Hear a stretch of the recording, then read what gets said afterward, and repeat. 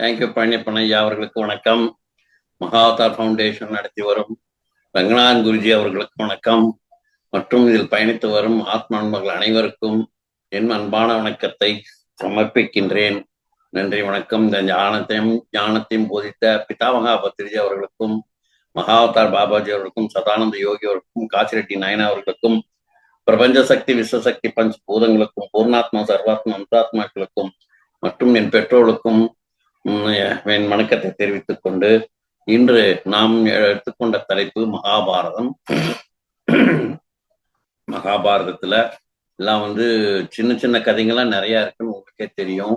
அந்த சின்ன சின்ன கதைகள்ல நாம இப்போ கண்ணனை பத்தி எடுத்துட்டு இருக்கிறோம். நம்ம இதுவரையும் அதாவது 5 வகை கண்ணன், அதாவது ஃபர்ஸ்ட் யசோதை கண்ணன், அப்புறம் ராதை கண்ணன், அப்புறம் கோதை கண்ணன், 3வது கோதை கண்ணன், அப்புறம் நம்ம 4வது இருக்கு, 5வது இருக்கு. 4வது என்னன்னா மேதை கண்ணன், அடுத்தது மகாபாரதத்துல வர கண்ணன். ஸோ இப்போ நம்ம எடுத்துக்கொண்டு இருக்கிறது என்னன்னா கோதை கண்ணன். கோதை என்ன யாருன்னு தெரியுமில்ல? நம்ம ஸ்ரீவில்லிபுத்தூர் ஆண்டாளத்தான் நம்ம கோதைன்னு சொல்றோம். பூமியில் பூத்த பூங்கோதை, பாமாலை பாடிய பக்த கோதை, பரமனை பாடி உருகிய பாவை கோதை, பாவை நோன்பு நோற்ற பத்தினி கோதை, கார்மேனி கண்ணனுக்காக காத்திருந்த கோதை, கண்ணனை கண்ணீரால் கடிதம் எழுதிய கோதை, கண்ணனையே கணவனாக கேட்ட கோதை. நம்ம எல்லாம் இந்த மாதிரி வேணும், மாப்பிள்ளை அந்த மாதிரி வேணும்னு கேட்போம். அதெல்லாம் சிலதெல்லாம் இப்போ அந்த காலத்திலேயே பாருங்க எவ்வளவு டிமாண்ட். பொண்ணுன்னா இப்பதான் பொண்ணுன்னா ரொம்ப கஷ்டமா இருக்குது. எந்த இதுலயுமே என்ன சரியான ஜாதகம் கிடைச்சாப்பா இது கிடைக்கிறது இல்ல, பையன் கிடைக்கிறது இல்ல, பையன் கிடைச்சா பொண்ணு கிடைக்கிறது இல்ல. பெரிய யூனிவர்சல் ப்ராப்ளம் ஆயிட்டு இருக்குது. அந்த காலத்துல இருந்த நம்ம என்னன்னா செலக்ஷன், அது நீங்க உங்களுக்கே தெரியும், சுயமரம் மாதிரி. நம்ம அந்த சுயமரத்துல நம்ம பூங்கோதை, நம்ம கோதை கண்ணன் என்ன பண்றாங்க பார்க்கலாம். இதுவரை நம்ம பார்த்த கண்ணன்னா யாருன்னு பார்த்தோம்னா யசோத கண்ணன் பார்த்தோம், அடுத்து ராத கண்ணன் பார்த்தோம். இனிமேல் நாம பார்க்க போறது யார் என்றால் கோதை கண்ணன். இப்போ நம்ம ஆண்டாள் நாச்சியார் தான் நம்ம ஸ்ரீவல்லிபுத்தூர் பெரியாழ்வார் ஆண்டவனை கும்பிட்டார், துளசி பாத்தி மலர் எடுத்து வழிபாடு செய்வார், பாமாலை சூட்டுவார், பூமாலையும் சூட்டுவார். எது தேவல?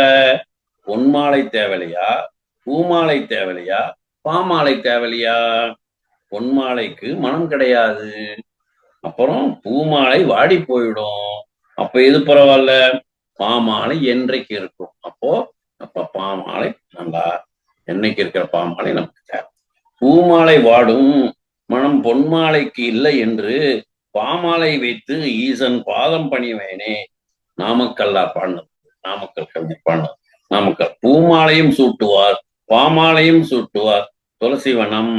துளசிவனம் பாத்தி ஒரு குழந்தை கிடைக்குது, பூதேவி, பூமாதேவியின் அம்சம்.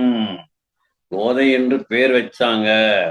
கோதைன்னா மாலை, மலர் மாலை தூக்கி குழந்தையை வளர்த்தார். 5 வயசு, 6 வயசு, 7 வயசு. அப்போ அப்பா கோயிலுக்கு மாலையை எடுத்து கொண்டு போனார். இந்த பொண்ணுக்கு 9 வயசு ஆச்சு. யாருக்கு? கோதைக்கு 9 வயசு ஆச்சு. ஒரு நாள் மாலையை கொண்டு போய் வடபத்திர சாயி, அந்த சாமிக்கு பேரு, அந்த ஊர்ல இருக்க சாமிக்கு பேரு. எந்த ஊர்? ஸ்ரீவல்லிபுத்தூர் வேதக்கோனூர் ஆண்டாள் அவதரித்த இடம்.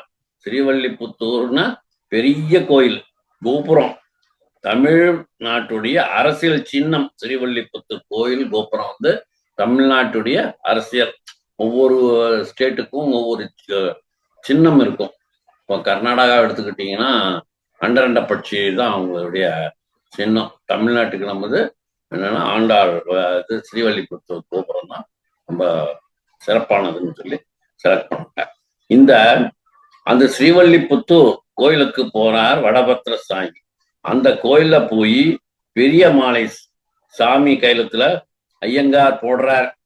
என்னன்னார்? இவர் தவித்து போனார். என்ன, இந்த மாலையில் இவ்வளவு நீளத்துக்கு முடியிருக்கே, பெண்கள் தலைமுடி அல்லவா இவ்வளவு நீளத்துக்கு இருக்கும்?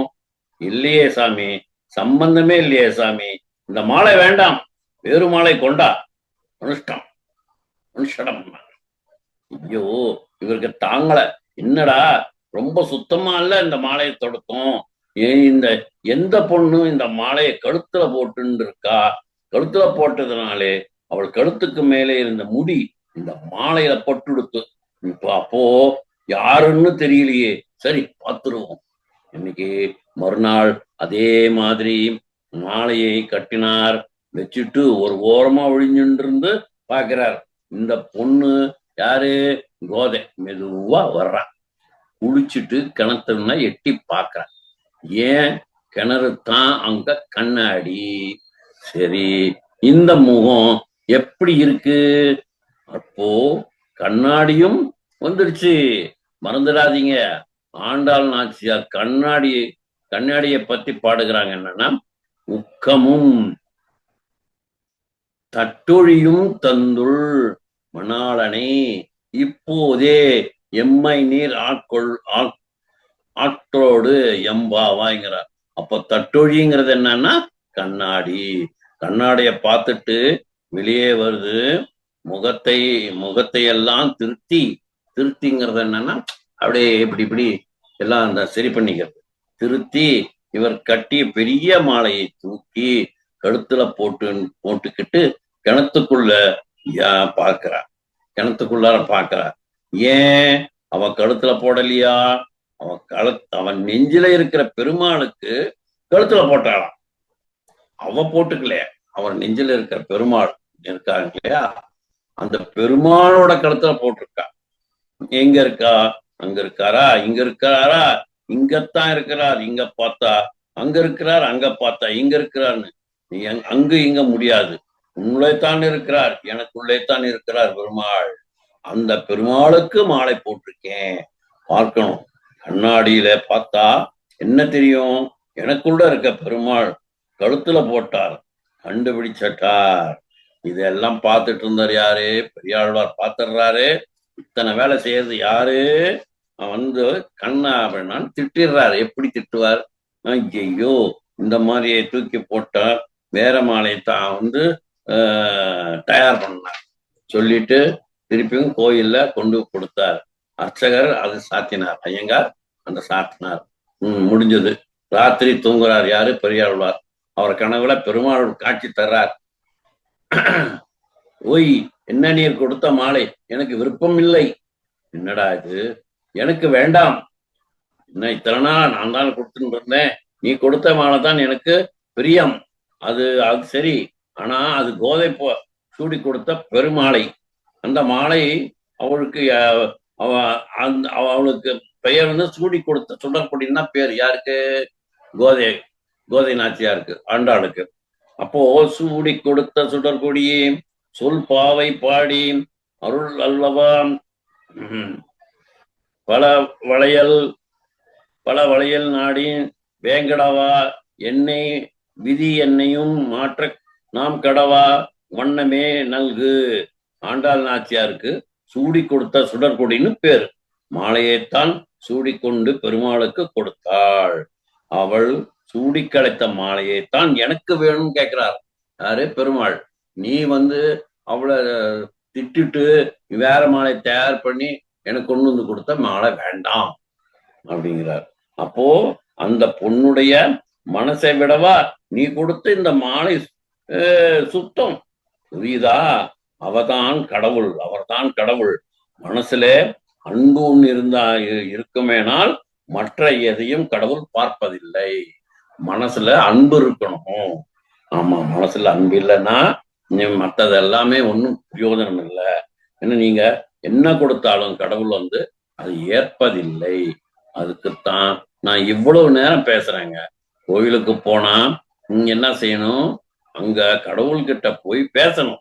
கடவுளை பற்றி பேசுவதெல்லாம் ஆன்மீகம். கடவுளை பற்றி அப்படி இப்படி நம்ம இதெல்லாம் இது போட்டுறது, அர்ச்சனை கொடுக்கறது, நான் பெரிய ஹோமம் வளர்த்துறது எல்லாமே கடவுளை ஆன்மீகத்துல நம்ம இது பண்றோம் அப்படிங்கிற அர்த்தம் இல்லைங்க. நீங்க கடவுளை பத்தி எவ்வளவு தூரம் பேசுறீங்க, கடவுளை கிட்ட என்ன போய் பேசுறீங்க, கடவுள்கிட்ட நீங்க டைலாக் வைக்கணும் அப்படிங்கிறாரு. எப்படி கடவுளுக்கு முன்னால் நின்று, எம்பெருமானே என்னை நீ ஆட்கொண்டாய், இன்னைக்கு என்னை விட்டு போயிட்டீங்க, எப்ப என்னை கூட்டிட்டு போக போறீங்க அப்படின்னு மாணிக்க வாசகர் சாமி கேட்டார்ல, அந்த மாதிரி பேசணும். யார்கிட்ட? சாமி கிட்ட பேசணும். கடவுளை பற்றி பேசுறதில்ல, கடவுளுடன் பேசுவதுதான் ஆன்மீகங்கிறார். நான் 1000 தப்பு பண்ணினேனே, இதை நீ மன்னிக்கப்படாதா? கல்லா பிழையும், எத்தனை பிழை இருக்குன்னு சொல்றாரு பாருங்க. யாரு? பட்டினத்தார சொல்றாரு. கல்லா பிழையும் கருதா பிழையும் கசிந்து நில்லா பிழையும் நினையா பிழையும் நின்ன அஞ்செழுத்தை சொல்ல பிழையும் சொல்லா பிழையும் துதியா பிழையும் தொழா பிழையும் எல்லா பிழையும் பொறுத்தருள்வாய் கட்சி ஏகாம்பரேஸ்வரா அப்படின்னு சொல்லி பட்டினத்தார் சுவாமி பாடுறார். இந்த பாடலின் பொருள் என்ன தெரியுமா? இறைவனிடம் அடியேன் அறியாமையினால் செய்த அனைத்து பிழைகளையும் கற்றுக்கொள்ளாதது, நினைக்காதது, அப்புறம் அது உங்களை நினைச்சு உருகா நின்றது, அப்புறம் பஞ்சாட்சரம் செய்யாதது, உன்னிடத்துமே பொறுத்தருள்வாய் கட்சி ஏகாம்பரேஸ்வரா அப்படின்னு சொல்றாரு.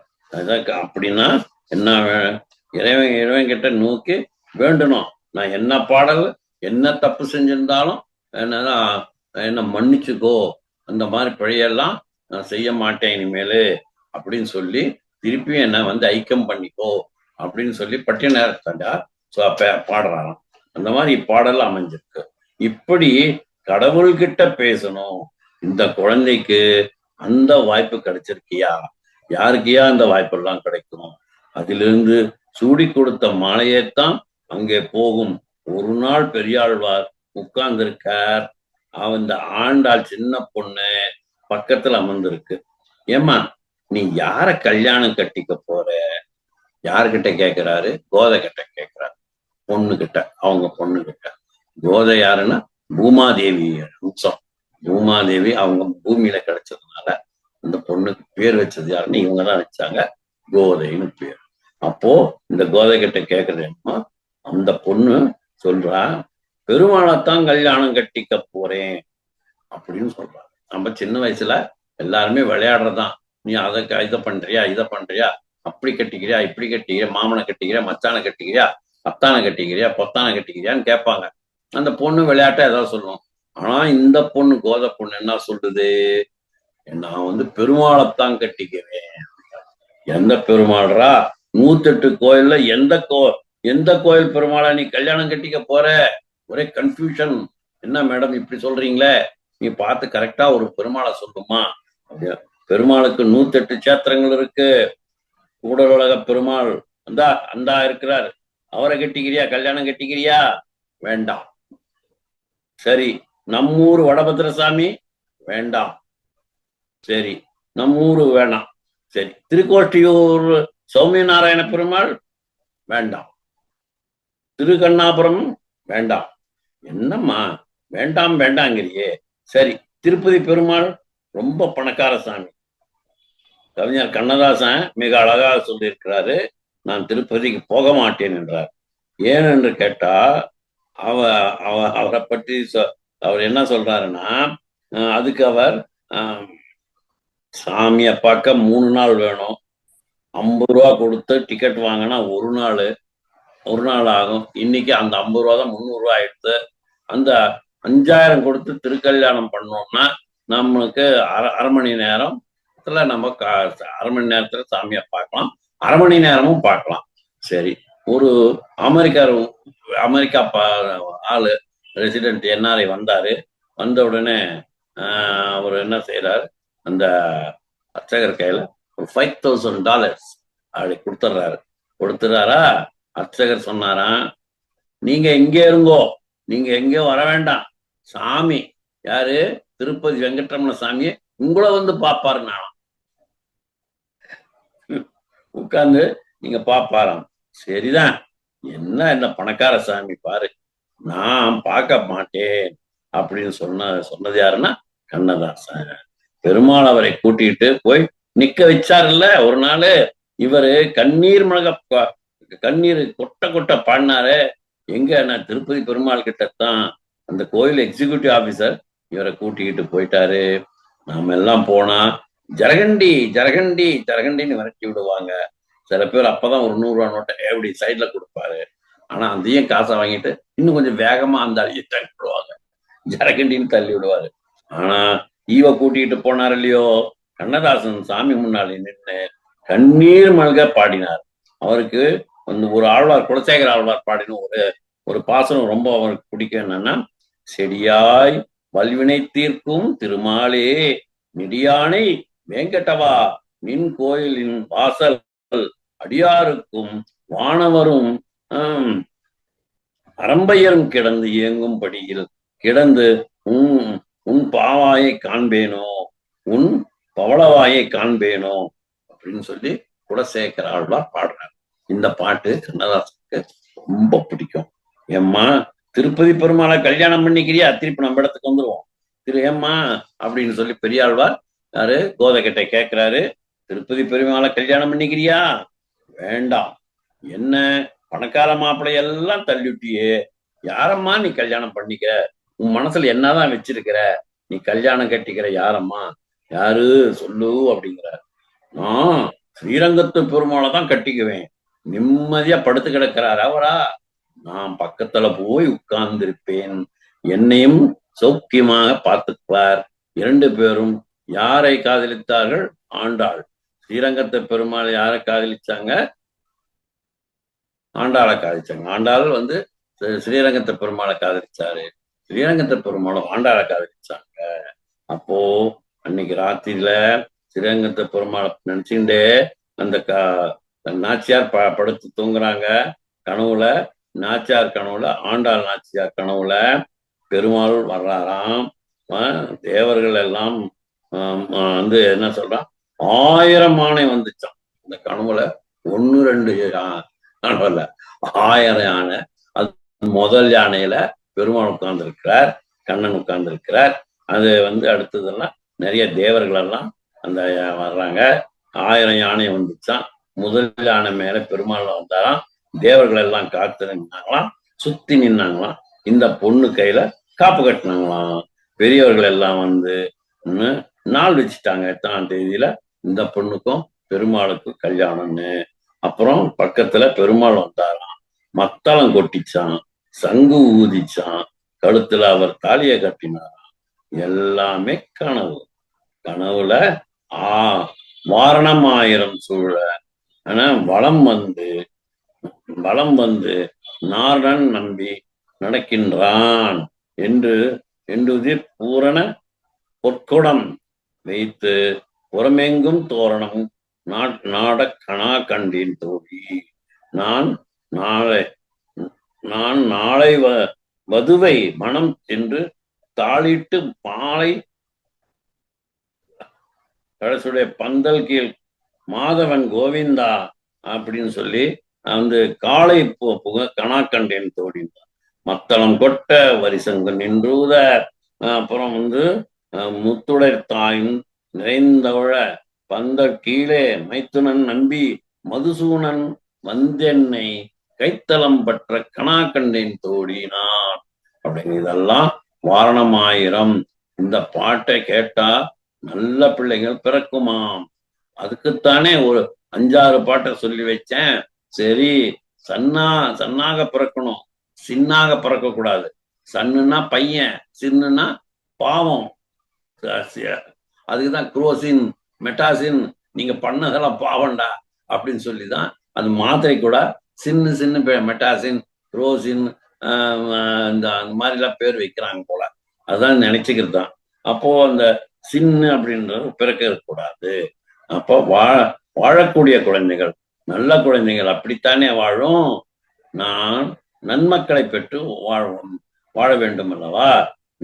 சரி, நாச்சியார் பாட்டு நாச்சியார் பாட்டுக்கு கண்ணீர் விட்டு அழுதா ஒன்று சொல்லட்டுமா, நாராயணா என்பது பெரிய திருநாமமா அல்லது கோவிந்தா என்பது பெரிய திருநாமமா?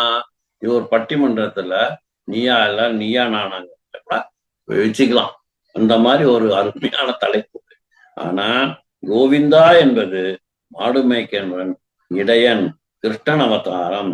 நாராயணமூர்த்தி என்பது மேலே வைகுண்டத்திலே இருக்கக்கூடிய பரம தத்துவ பெருமாள். ஆக அவர் எல்லாத்துக்கும் மேலே அவர் மேனேஜிங் டைரக்டர். இவங்க எல்லாம் டைரக்டர்ஸ், அவதார புருஷனங்கள். கீழே இறங்கி வந்து அவர் மேலே இருக்கிறவர் நாராயணன் தானே. நாராயணன் தானே முக்கியமான முக்கியமான பேரு. நான் அப்போ நாமத்துல சிறப்பான திருநாமம் அப்படின்னு சொல்லி டிக்ளேர் பண்றதுன்னா நாராயணன். இப்போ நம்ம எப்பயுமே எந்த நேரத்திலுமே நாராயணா நாராயணன் சொல்லிட்டு இருந்தோம்னா ரொம்ப நல்லது. ஏன்னா அப்போதைக்கு இப்போதே சொல்லி வைத்தேன் நாராயணான்னு புத்தர். நானு என்னுடைய கடைசி காலத்துல நாராயணன் சொல்லணும்னா எனக்கு வந்து மோட்சம் கிடைக்காது, வைகுண்டம் கிடைக்காது. அதனால எப்பொழுது எனக்கு கேப் கிடைக்குதோ, ஒரு சின்ன அது ஒரு இப்ப நீங்க நார்த் இந்தியா போனா ராதே ராதேங்கிற மாதிரி எப்பெல்லாம் உனக்கு டைம் கிடைக்குதோ அப்பெல்லாம் நாராயணன் சொல்லு அப்படின்னு சொல்றாங்க. அந்த மாதிரி சொல்றவங்க நிறைய பேர் இருக்கிறாங்க. அதுல நான் கூட ஒருத்தன் தான். அந்த நாராயணன் சொல்லிட்டு இருந்தோம்னா நமக்கு நல்லாதான் இருக்கு. அப்போ அந்த அப்போ முக்கியமான பேரு நாராயணன் சொல்லி ராமானுஜர் சொல்றார் நாராயணம். அவர் தான் சொல்றார் நாராயணன் தான் பெரிய திருநாமங்கிறார். ஓ ஸ்ரீரங்கத்துல இருக்கார். ஸ்ரீரங்கத்துல இருந்து திருக்கோஷ்டியூருக்கு போவார்.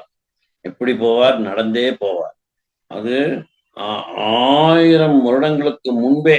நீங்க நீங்க ராமானுஜரை பார்த்திருக்கீங்களா? பார்த்திருக்கேன்.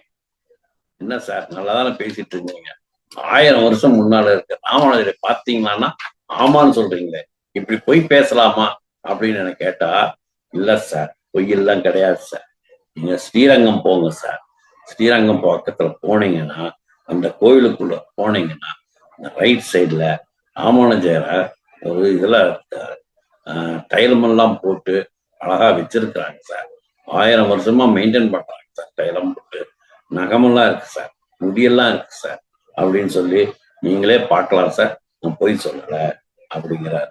அப்போ அதுக்குள்ள பெருமாள் கோயிலுக்குள்ள போய் வலது பக்கம் திரும்பினா அங்க உடையார் சன்னதின்னு பேர் போர்டு இருக்கும். உள்ள போனீங்கன்னா அங்க இருக்கிற ஒரு ஆளுக்கு ஒரு 50 ரூபா கொடுங்க, அவர் காட்டுவார். ராமானுஜர் உடம்பு இன்னைக்கும் அப்படியே இருக்கு சார். 1000 வருஷம் ஆச்சு. நமக்கு தெரியும், முடி தெரியும், நகம் தெரியும், உடம்பு தெரியும், தைலக்காப்பு சார். ஆமா, பச்சை பசேல்னு தைலம் மேல 1000 வருஷமா வந்து ஸ்ரீராமனுஜர் உடம்பு வந்து ஸ்ரீரங்கத்துல இருக்கு. நம்ம போனோம்னா யார் வேணாலும் போய் பார்க்கலாம். அங்க ஒரு கவுண்டர் மாதிரி இருக்கும். அந்த கவுண்டர்ல 50 ரூபா கொடுத்துட்டு ஸ்ரீராமனுஜரை போய் பார்க்கலாம். எதுக்காக இப்போ நம்ம அதை சொல்றோம்னா, ஸ்ரீராமனுஜர் திருக்கோஷ்டியூருக்கு போறாரு. ஐயா எனக்கு உபதேசம் பண்ணணும் அப்படின்னு சொல்றாரு. இப்ப முடியாது, போயிட்டு அப்புறம் வா அப்படிங்கிறார். திருப்பி நடந்து திருச்சிக்கு வரணும். ஒரு திருக்கோஷ்டியூர் எங்கன்னா எங்க இருக்குதுன்னா, திருக்கோஷ்டியூருக்கும் திருச்சிக்கும் 101 கிலோமீட்டர் டிஸ்டன்ஸ் இருக்குது. அப்போ நீங்க சந்தேகம் வந்து கூகுள சர்ச் பண்ணி கூட பார்க்கலாம். அப்போ அந்த டிஸ்டன்ஸ ஒரு நடையா நடந்து போறாரு, நடையா நடந்து வர்றாரு. யாரு? ராமானுஜர். அப்பெல்லாம் ஏது அந்த மாதிரி வெஹிக்கிள்ஸ், அந்த மாதிரி டிரான்ஸ்போர்டேஷன்ஸ் எல்லாம் எதுவுமே கிடையாது. நடந்து போவாங்க, நடந்து வந்துடுறாங்க, நினைச்சா போயிட்டு வந்துடுறாங்க. ஆனா இப்போ அந்த மாதிரி இல்லை. சரி, 2வது முறை போறாரு. அப்போ இப்போ தோதுபடாதுன்னு யாரு? திருக்கோஷ்டியூர் அவர் பேரு. அவர்கிட்ட இவர் வந்து உபதேசம் வாங்கணும்னு கேட்கிறாரு. அவரு இப்போ சரிவுபடாதுங்கிறாரு. அப்புறம் 2வது வாட்டி போறாரு, இப்ப தோதுபடாதுன்னு. அப்போ இந்த மாதிரி ஒவ்வொரு முறையும் போறாரு. 18 முறை ஆயிடுச்சு. 18 முறைன்னா ஒரு வாட்டி போயிட்டு வந்து 222 கிலோமீட்டர், 202 கிலோமீட்டரை நம்ம 18 முறை போயிட்டு வர்றாரு. ஆனா இனிமேல் என்னால் நடக்க முடியாதா சாமி, நீங்க என்ன செய்றீங்கன்னு எனக்கு தெரியாது. நான் வந்து ஹங்கர் ஸ்ட்ரைக், நான் என்ன செய்யறேன், ஹங்கர் ஸ்ட்ரைக் இருக்க போறேன். நீங்க வந்து உபவாசம் இருக்க போற. அந்த உபவாசத்துல நீங்க நீங்க என்ன நினைக்கிறீங்களோ தெரியாது, என்ன நீங்க கண்டிப்பா உபதேசம் பண்ணி ஆகணும் அப்படிங்கிறார். உபதேசம்னா என்னன்னா இறைவனுக்கு பக்கத்துல இருக்கிறது அப்படின்னு சொல்லுவாங்க. ஆனா கடவுளுக்கு பக்கத்துல இருப்பது, வசிப்பது, பட்டினி இருந்தா நாம கடவுளுக்கு பக்கத்துல போகலாம். ஆனா நாம தான் வேளைக்கு நிறைய சாப்பிடுறோமே. அது இல்லாம ஸ்நாக்ஸ், மத்திய லஞ்ச், அது வந்து பிரஞ்ச் அப்படின்னு சொல்றோம். அதுக்கப்புறம் ஒரு டீ, ஒரு காஃபி, அதுக்கப்புறம் லஞ்ச் பிரேக். லஞ்ச் பிரேக்ல லஞ்ச் சாப்பிட்றாங்க. அப்புறம் அந்த 2 o'clock to 4 o'clock ஒரு டீ வித் ஸ்நாக்ஸ். அப்போ அது ஒரு இது. இப்படி வகை வகையா சாப்பிட்டு வீட்டுல அப்ப 9 மணிக்கு 10 மணிக்கு நம்ம டியூட்டி எல்லாம் முடிச்சுட்டு போய் படுத்தோம்னா அப்போ ஒரு டின்னர் நல்லா இத்தனை காலையில சரி அவசரம் மத்தியானம் லஞ்ச் பாக்ஸ்ல கேரியர் எடுத்துட்டு போறோம். அப்புறம் நைட்டு வந்தாதான் நம்ம இஷ்டத்துக்கு நம்ம வயிறு நிறைய சாப்பிட முடியுது. அப்போ ஒரு கட்டுக்கட்டுனா இப்படி இருந்தா என்ன செய்வாங்க, சாமி தூரமா போயிடும். நீங்க என்னடா அது, நம்ம சாமி பக்கத்துல போனா கூட சாமி கடவுள் நம்மளை விட்டுட்டு தூரமா அப்படியே அவர் பயணம் பண்ணிடுவார். உபவாசம் இருந்தா சாமி பக்கத்துல நம்ம இருக்கலாம். உபவாசம் இல்லாம எப்பயும் நம்ம சாப்பிட்டுக்கிட்டே இருந்தா சாமி நம்ம விட்டு கொஞ்சம் தூரமா போயிடுவாரு. ஜோக் சொல்றாங்க. ஆனா சில பேரு அந்த சாப்பாடுங்கிறத வந்து ஒரு நம்ம இருக்கிறதே இதுக்கு தாண்டான்னு சாப்பிடுவாங்க. சில பேர் உயிர் வாழ்றதுக்கு தான் நம்ம சாப்பிடணுவாங்க. அந்த மாதிரி கிடைக்க அவர்கிட்ட எதுக்கு இவர் போறாரு, திருக்கோட்டியூர்கிட்ட இவர் ஏன் போறாரு ராமானுஜர்னா, அவர் வந்து ஒரு உபதேசம் பண்ண போறார். அந்த உபதேசம் மிகச்சிறப்பா இருக்கும்னுட்டு இவருக்கு பட்டுடுத்து அவர் போய் கேட்கிறாரு. 18 முறை ஆயிடுத்து சாமி, இனிமேல் என்ன போயிட்டு வர சொல்லாதீங்கோ, நான் நீங்க கொடுக்குற வரையும் நான் வந்து ஹங்கர் ஸ்ட்ரைக் பண்ண போறேன் அப்படின்னு. சரி வா அப்படின்னு சொல்லுவார். நான் சொல்றத நீ யாருக்கும் சொல்லப்படாது, அப்படி சொன்னீங்கன்னா நீ நரகத்துக்கு போவ, அப்ப கேட்கிறவங்க வைகுண்டம் போவாங்க அப்படின்னாரு. அவர் கூப்பிட்டு காதுல சொல்றாரு. வந்து அந்த மந்திரத்தை காதில் நல்லா வாங்கிக்கிறாரு. வெளியே வந்து திருக்கோட்டியூர் வந்து ராமானுஜர் அந்த 3 மாடி ஏறிட்டாரு. நல்லா ஏறி பார்க்கலாம், இப்ப கூட இருக்குமா, அருமையான கோயில். மேலே ஏறிட்டார். எல்லோரும் வாருங்கள், மேல கோபுரத்து மேல ஏறிக்கிட்டு எல்லோரும் வாருங்கள், திருக்கோட்டியூர்ல இருக்கிறவங்கள எல்லாரும் வாங்க வாங்கன்றார். நான் உங்களுக்கு ஒரு உபதேசம் வழங்க போறேன். ஊரே திரண்டு நிக்குது. ஊரே அந்த காலத்துல டிவி இல்ல, செல்போன் இல்ல, இந்த மாதிரி ஏதாவது விசேஷம்னு யாராவது வாங்க கூப்பிட்டாங்கன்னா மளமளமளன்னு எல்லாம் வந்து சேர்ந்துருவாங்க, சுத்தி நின்னுக்கிறாங்க. அப்போ சொல்றாரு, இப்போ அந்த நிம்மதியா இருந்த காலம் வேற. இப்ப இந்த கோயில வந்து கூட்டம் சேர்ந்து போச்சு. ராமானுஜர் எல்லோரையும் பார்க்கிறார்.